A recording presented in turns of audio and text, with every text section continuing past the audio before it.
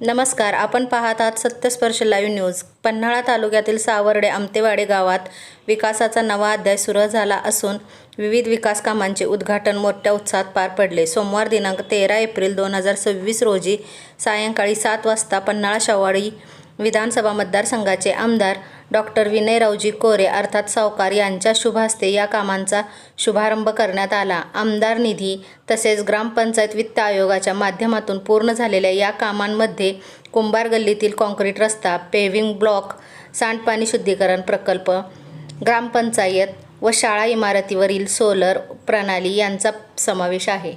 यासोबत समाज मंदिर म्हणजेच बौद्ध विहार इमारतीचे उद्घाटनही यावेळी करण्यात आले। ग्रामस्थांच्या दैनंदिन सोयीसाठी वॉटर ATMचा शुभारंभ करण्यात आल्याने नागरिकांमध्ये समाधानाचे वातावरण पाहायला मिळाले।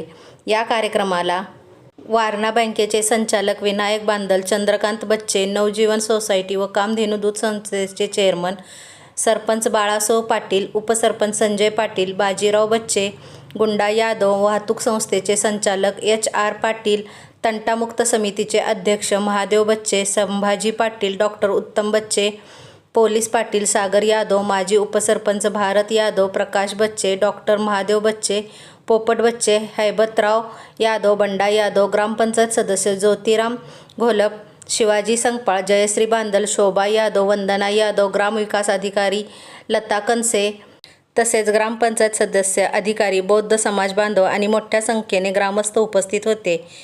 या विकास कामांमुळे गावाच्या सर्वांगीण प्रगतीला मोठी चालना मिळणार असल्याची भावना उपस्थितांमध्ये व्यक्त करण्यात आली।